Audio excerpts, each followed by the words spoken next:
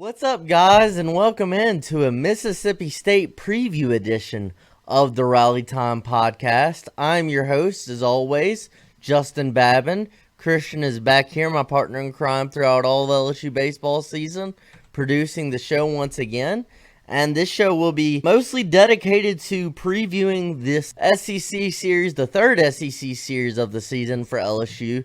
This weekend that starts tomorrow, Thursday, Friday, Saturday series, the Tigers will host Mississippi State in the box. We will go over that Mississippi State series, what that team is looking like heading into the box this weekend, kind of what we expect, give our predictions, kind of like we've done the two preview shows prior, kind of the same format. Excited to bring that to y'all, but first, we're going to spend about 3 to 5 minutes on the midweek game from last night that was played at the box between LSU and ULL. LSU beat ULL in 7 innings via the run rule by a final score of 17-4. The Cageonomics Classic. Yeah. Were you in on that stuff? The Twitter beefs between LSU fans and ULL fans? I can't say I am, honestly. I'm probably missing out. Yeah. But I'm probably missing out. But yeah, they won 17-4 in 7 innings via the run rule. LSU put up a 9 spot in the first inning, scored 9 runs in the first inning. The first featured 2 doubles by Daniel Dickinson and Ethan Fry. Cade Aaron Beatty also had a 2-run bomb in the first. And then Jared Jones had a mammoth grand slam to put a 9 spot up on the board for LSU in the first inning. Actually, this really good stat by the legend Lynn Rollins last night after Jones hit his home run, his grand slam. Jones is now 7th in all-time home runs at LSU with 51. So who are the 6 above him, do you know? I can't list all of them. I could probably list some of them. Who would you know above him? I'd figure Todd Walker would be up there. Eddie Furness, I know, is number 1. Is a guy like Dylan Cruz on that list, do you think? Probably not. I think Jones is probably ahead of him, huh? Yeah, in terms of power, just sheer power. Cruz was special. But, that's Jones's thing. Cruz can kind of do it all. Yeah, but I thought that was interesting, so I did want to include that. Jaden Newt actually started another midweek game for LSU. Newt pitched 3 innings. He gave up 2 runs, 1 earned on 5 hits and 2 strikeouts. And, I wonder if Newt might get a shot to pitch this weekend. We've kind of talked about how the bullpen has been struggling in terms of command and just finding... Right now, the only guys you've been able to depend on out of the pen have been Kason Evans and Zach Cowan. So I'd be interested to see if Newt gets a shot, mainly because he's done a good job, pretty solid with his command, which is what LSU desperately needs right now. They just need a strike thrower, and Newt has been able to do that so far this season. William Schmidt did come in and pitch 2 innings in the 4th and the 5th. Schmidt gave up 2 earned runs on 3 hits, 1 walk, 1 hit by pitch, and 2 wild pitches. So Schmidt was fine, but his command is still not on point exactly. Trying to, put him in there to kind of boost his confidence a little bit after his past 2 SEC outings, but still Schmidt just working on his command a little bit. LSU did score 5 runs in the 5th on 2 hits, 5 walks, and 2 hit by pitches. ULL walked a lot of LSU batters. I think they walked 10 in total during the game, including 5 in that 5-run 5th inning. How many did they walk in the first inning? How many did they walk in the first inning? LSU put up a 9 spot on them in that first inning, so I'm curious to know how many people they walked out of their 10 batters they walked in total. I think they may have walked 2. I Really? don't know for sure. I think so. Yeah, I just know it seemed like every inning they were walking batters left and right. Yeah. ULL really struggled with command. Tanner Reeves also hit a 2-run bomb in the 6th inning. Chandler Dorsey and Connor Benj combined to pitch a scoreless 6th inning.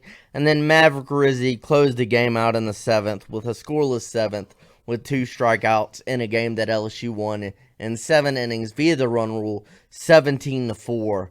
So as we quickly move past that and move to this weekend with this series against Mississippi State, just some stats I want to bring up before we get into the deep dive on this Mississippi State squad. So LSU still currently leads the SEC with a 338 team batting average.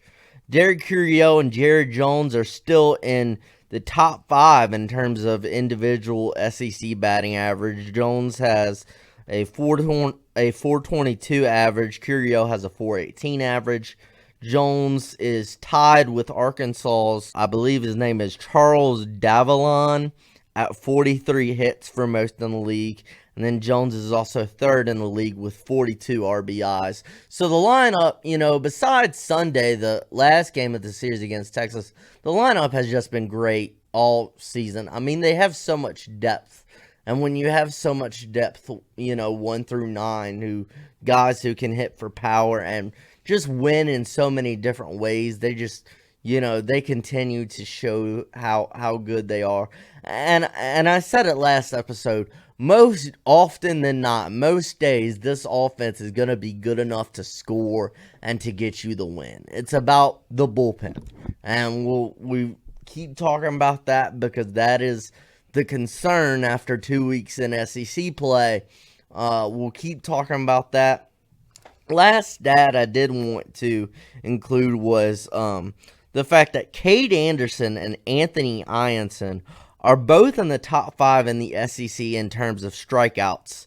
Anderson is third with 56 strikeouts on the season, and Ianson is fifth with 46 Ks on the season. So obviously we talked about Anderson being the best pitcher LSU has, and he had a dominating game against Texas Friday, and he's just so consistent, and so he's been on point all season.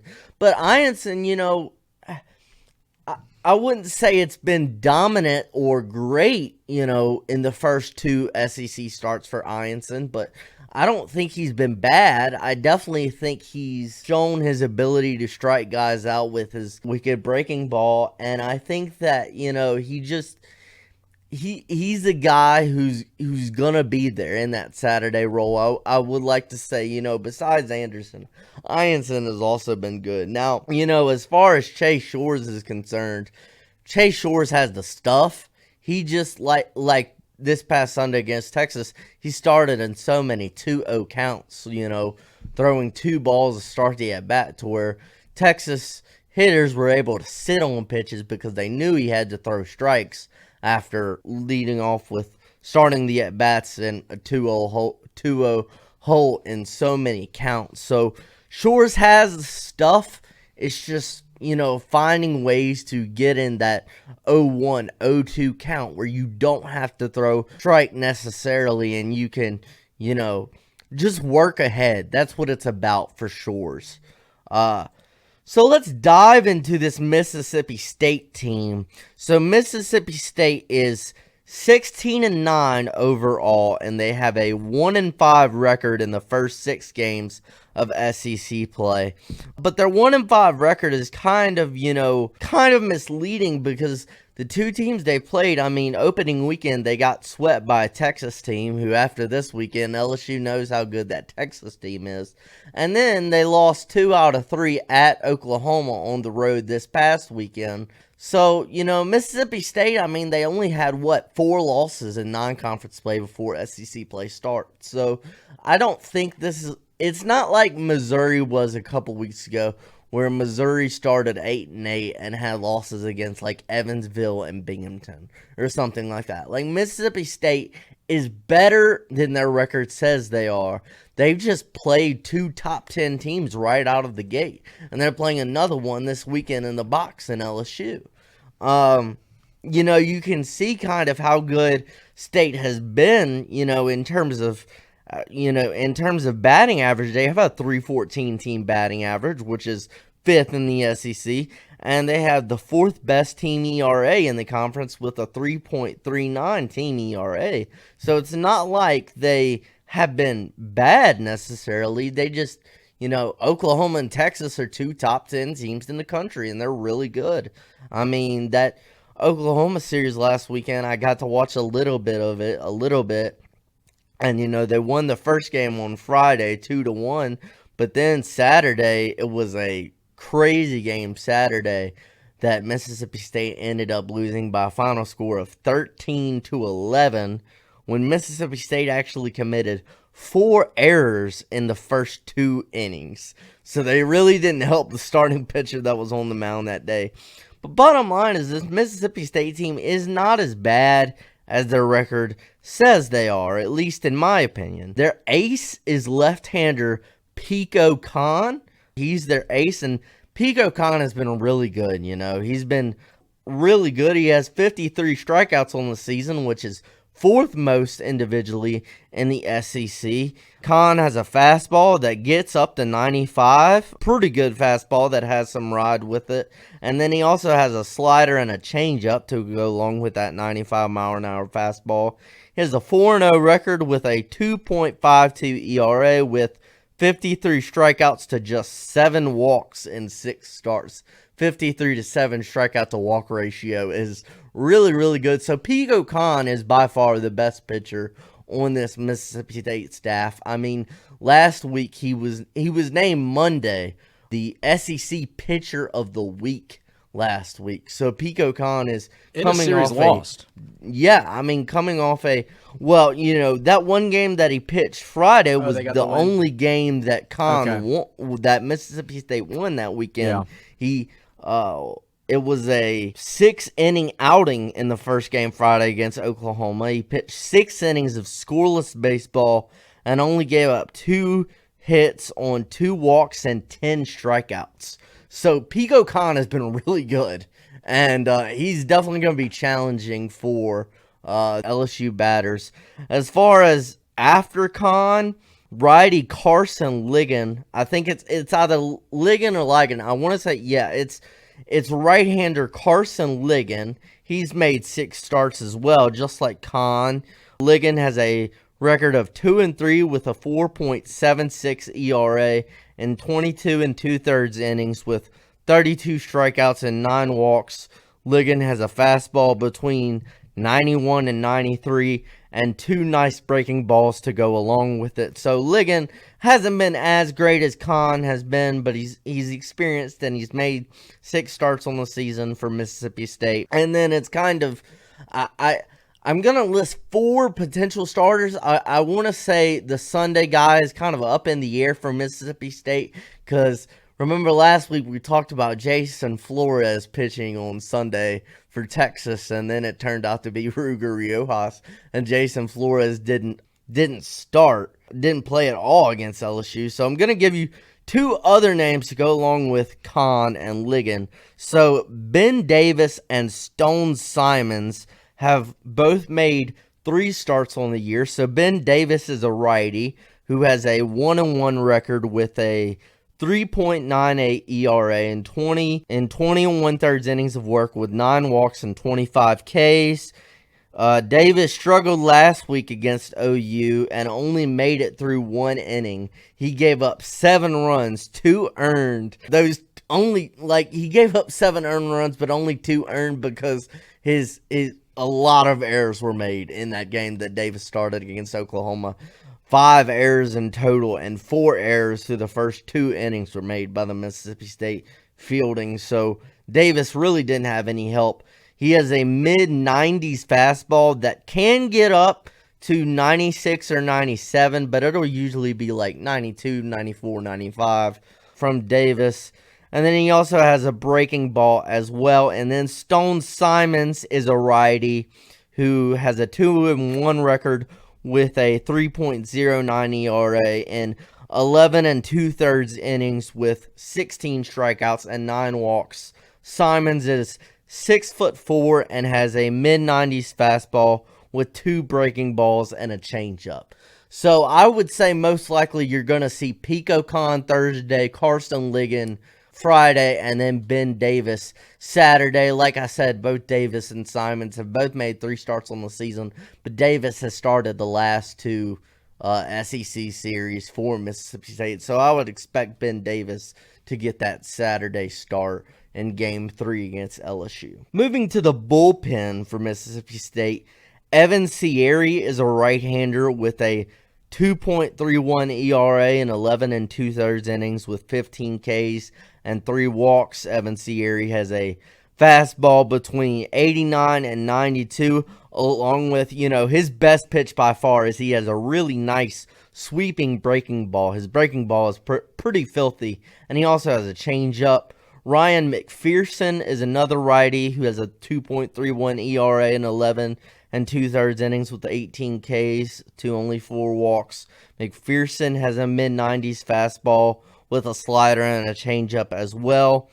Chase Hungate is a righty with a 3.09 ERA in 11 and 2/3 innings with 8 strikeouts and 2 walks. Hungate has a really nice, kind of weird, he has a really nice low slot sidearm delivery. He's going to feature, when Hungate comes into the game, he's going to feature a really lively sinker that he's going to throw most of the time, that sinker. But he also has a low 90s fastball as well as a slider and a changeup. Nate Williams has a 3.86 ERA in 9 1/3 innings with 23 strikeouts and only 1 walk. Williams is a pretty physical righty, works downhill at 92 to 94. His like, the way the ball comes out of his hand is the fastball works downhill, like it goes downhill, and it's really interesting. You don't see that a lot from this Mississippi State staff, but he throws 92 to 94, and he also has a really sharp downer curve at 70, a really sharp downer curve as well to go along with that 92 to 94 mile an hour fastball. Lastly, Jacob Pruitt has a 5.91 ERA in 10 and 2/3 innings with 13 Ks and 6 walks. Pruitt's fastball sets 92 to 93, and he can get up to 94 with it. He also has an effective sweeper curveball and a good changeup as well. So this pitching staff is pretty good for Mississippi State. I mean, obviously, the guy who stands out by far above the rest is Pico Khan, who has been pretty dominant. Those 53 strikeouts on the season for 4th most in the SEC. But, they have the fourth best team ERA in the SEC. So they're pretty good, out of the pen. Definitely no slouch. They're not any slouch. They're pretty good. They're pretty good. And then moving over to the plate, just a few guys. There are 3 guys I want y'all to pay attention to. Mainly, I'm gonna give you 5 guys, but 3 guys that mainly have really stood out to me from what I've seen. The first is Noah Sullivan, who's been the best at the plate for Mississippi State this season. Noah Sullivan has a .410 batting average with 8 doubles, 4 bombs, and 22 RBIs. Sullivan also had 3 hits and an RBI in Game 2 against Oklahoma last weekend. So Noah Sullivan has been the best hitter for State so far this season. Another guy I want you to pay attention to is Nolan Stevens, who has a .364 average with 3 doubles, 4 bombs, and 11 RBIs. A guy who's really kind of been the power bat for this team is Ace Reese. So Ace Reese has a .304 batting average with 8 doubles, 1 triple, but he leads the Bulldogs team in both home runs with 8 home runs and RBIs with 34 RBIs. So Ace Reese is definitely, I'd say the top 3 to pay attention to is Noah Sullivan, Nolan Stevens, and especially Ace Reese with those team leading in homers and RBIs. Ace Reese also hit 2 bombs and had 5 RBIs last Saturday against Oklahoma. So those are the 3 main guys to pay attention to. Sawyer Reeves has a .364 average. He had 3 hits, including 2 doubles and an RBI Saturday in Game 2 against Oklahoma. Aaron Downs has a .313 average with 3 doubles, 7 bombs, and 18 RBIs.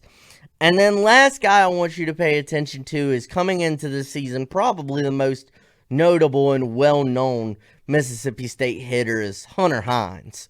Hunter Hines in his first three previous seasons at Mississippi State hit 54 long ones. So he's got power in his bat. Now it's odd, he's only batting 287 to start, going into this weekend. So he hasn't been as good this season, but he still has 4 bombs and 15 RBIs on the season, including a 2-run long ball that he hit last Saturday against OU, along with 3 hits in the game. So Hines hasn't been as good this season as in seasons past, but I mean, when you have 54 bombs in your previous 3 seasons combined, that's somebody to always be aware of, and LSU knows that. So that's kind of the breakdown of this Mississippi State team and what they look like. So I just kind of have a few thoughts on, before we get into our predictions and stuff, a few thoughts on just what LSU really needs to do this weekend to be successful. And number one, it just starts with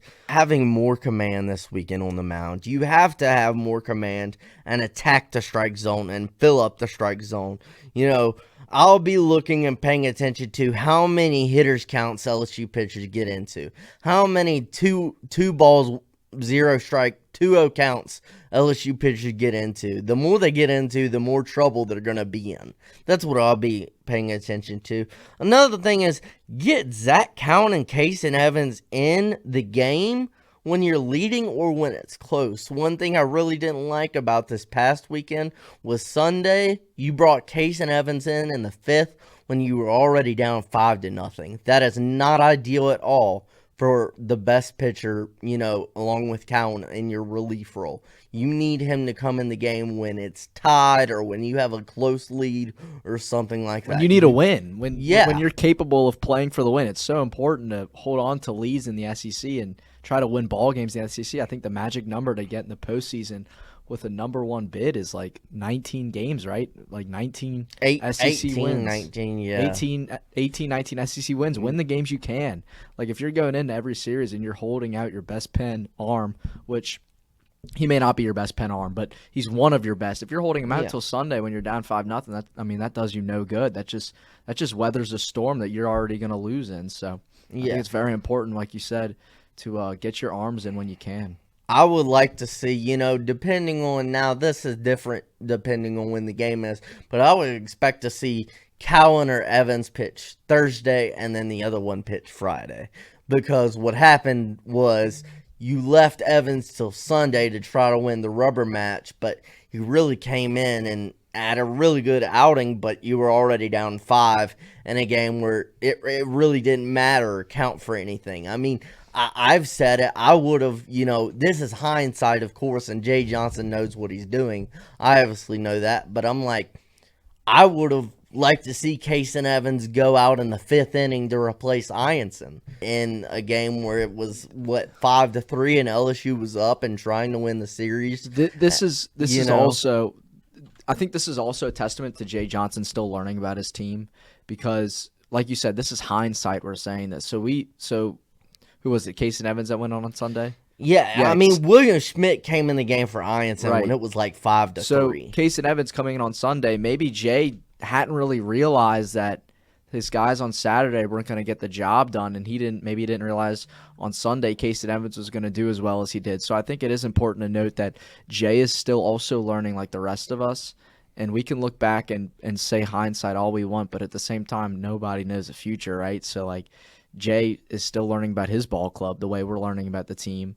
Yeah, I mean, and he knows, obviously, I mean, full trust in Jay Johnson. I mean, what he's done with this program and, the past 3 seasons. His second season, he won the Natty. So this is not me he's working saying, with a very inexperienced it's not me saying anything about bullpen. Jay Johnson. No, I know, but I'm saying I think he's also learning about the bullpen a lot too. Yeah, but I would expect to see either Evans or Cowan Thursday, and then whoever pitches Thursday, the other guy will pitch Friday. Because you want to try to win those. You want to try to win the first 2 games. And then, the Saturday game or the Sunday game, I say Saturday, because they're playing a Thursday, Friday, Saturday series this week. That would be a cherry on top for a sweep. But you want to win the series. So I would expect that. Pigo Khan on Thursday will be the toughest test for the bats this weekend. You know, it's kind of like we said with Jared Spencer, and they did a really good job against Spencer last week. You know, he threw 96 pitches in only 5 innings, worked the count, drive Khan's pitch count up early. You know, your goal is to have him pitch 50-plus pitches in the first 3 innings of work. You don't want a guy like Ruger Riojas pitching the first 4 innings and only, you know, just barely reaching 50 pitches thrown in the first 4 innings. You want to work the count early and try to run Khan's pitch count up. And that was, if you don't, you know. That was a method to the madness for LSU on Friday against Texas. Who was Texas' starter? What was his name? Jared Spencer. Jared Spencer's pitch count was in the 50s in the 3rd inning. Yeah. And then it kept climbing. It climbed exponentially. And I remember seeing Cade's pitch count pretty low throughout his tenure on the mound on Friday. So Cade was more efficient. Like, that was the matchup where Cade Anderson and Jared Spencer coming into that series were 2 of the best arms in the SEC out in the early going in the first couple weeks of the season. And Anderson won the battle because he was just more efficient. Right. And, well, that's also because I think LSU had better at-bats on Friday. I think their at-bats got worse throughout the weekend. Like, as the weekend went on, their at-bats got worse. They need to be consistent at the plate this weekend. Not necessarily, you know, hitting like the way they have been in midweeks and maybe on Friday night of last week, but just hit, like, making good at-bats. Like, it's so important in the SEC to drive these pitchers' pitch counts up because the next guy in, he's not guaranteed to be as good as the first guy, right? Mm-hmm. The first guy can be spectacular, but if his pitch count's at 70 in the 4th inning, I mean, he's gone by the 5th.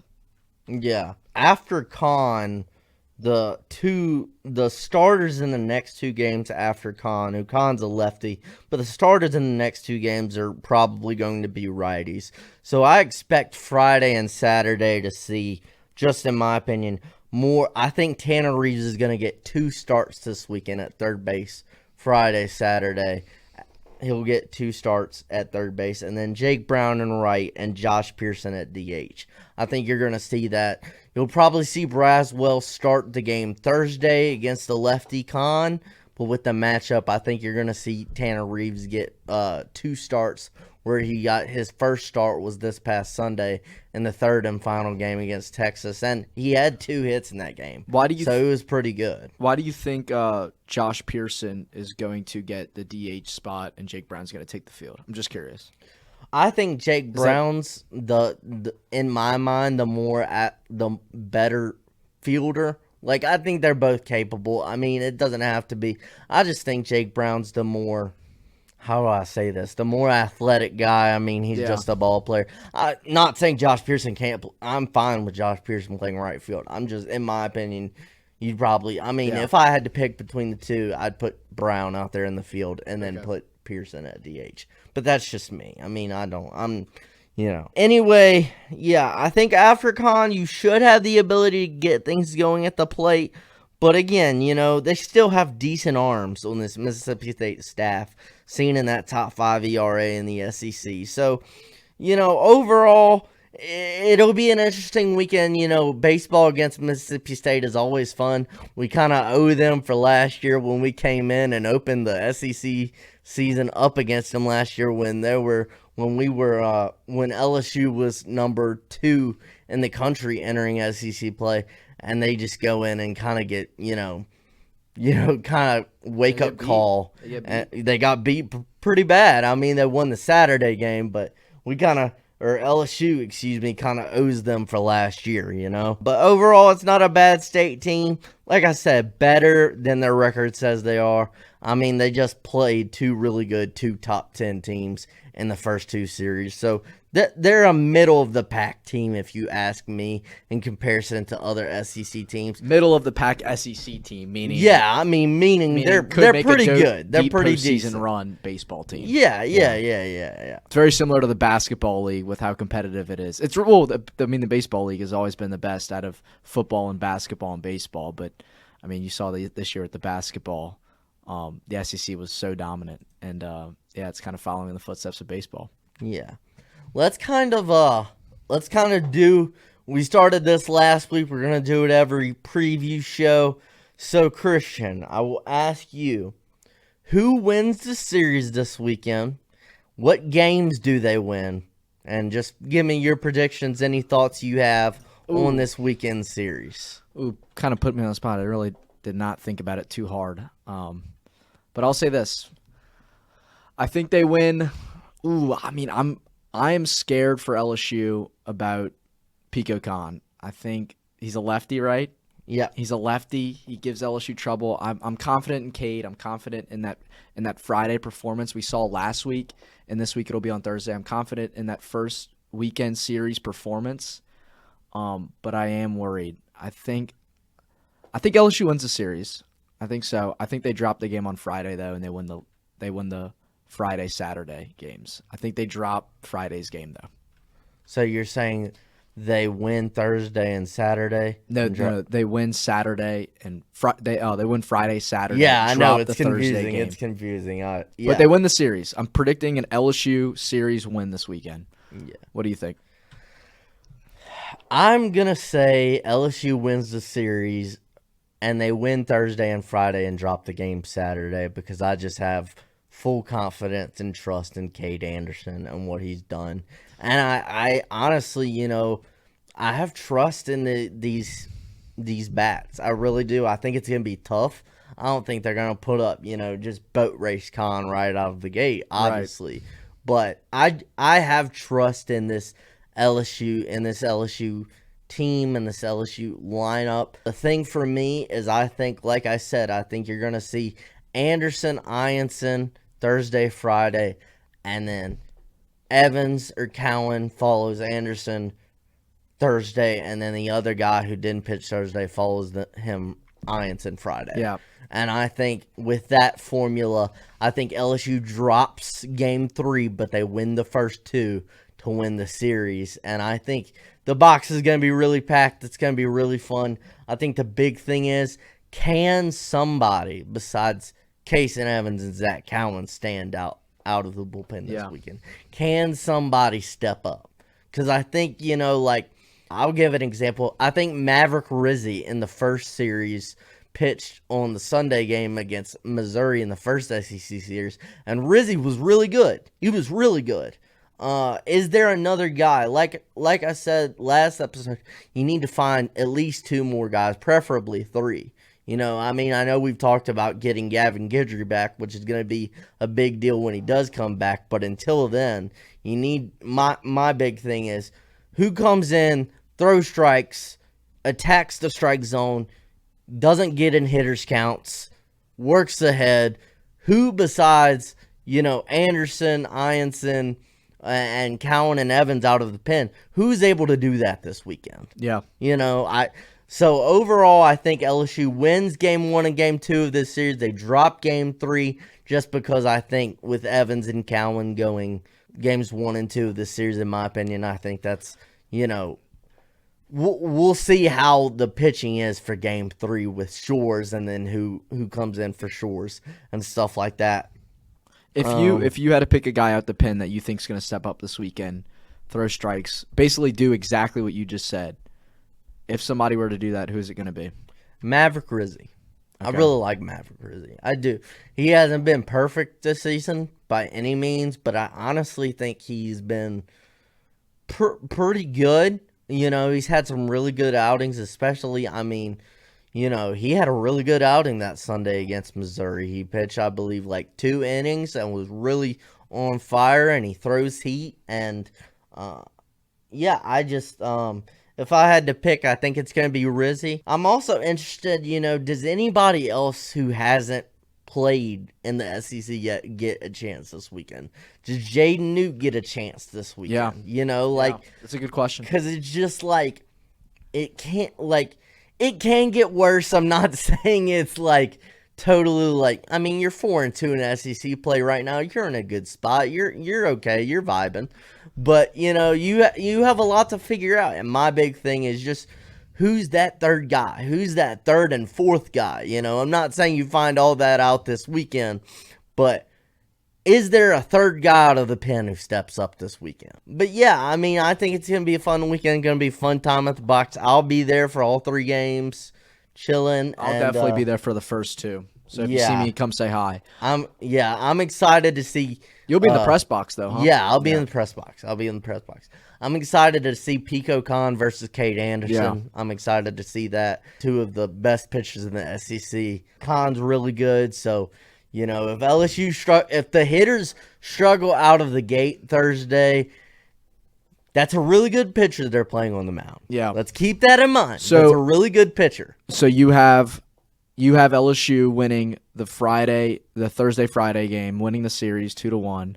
I have the opposite. I have LSU dropping the Thursday game and winning the Friday Saturday game. Yeah. So far, not to toot my own horn because it's only been one weekend and we forgot to predict the Missouri weekend. Well, I guess we both kind of predicted an LSU victory that weekend. So I don't want to predict the sweep. You are 1-1, and I am 2-0. Yes.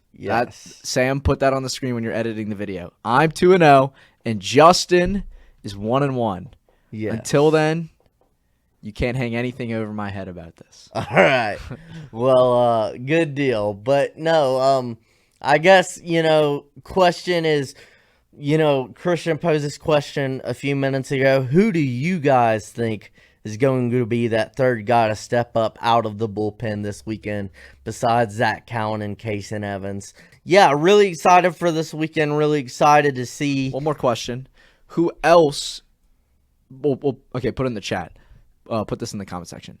What do y'all think about this weekend? What's LSU going to do? What's Mississippi State going to do? What games do they win? What games do they lose? Yeah, who wins the series? Predictions. Predict it. So. Yeah, absolutely. Predict it. Give us your predictions. Give us your thoughts. So, again, Thursday, Friday, Saturday series in the box. If you can, get out there. I'm pretty positive it's going to be a pumped-up atmosphere like it always is for Mississippi State. Been a good college baseball rivalry over the years. But, yeah, Thursday game is at 7, Friday 6, and then Saturday the game is at 2. So, yeah, really excited for this weekend. I hope you guys enjoy these preview shows. We enjoy bringing it to you. Leave your predictions in the comments for what you think will happen this weekend, and enjoy. Have a good one.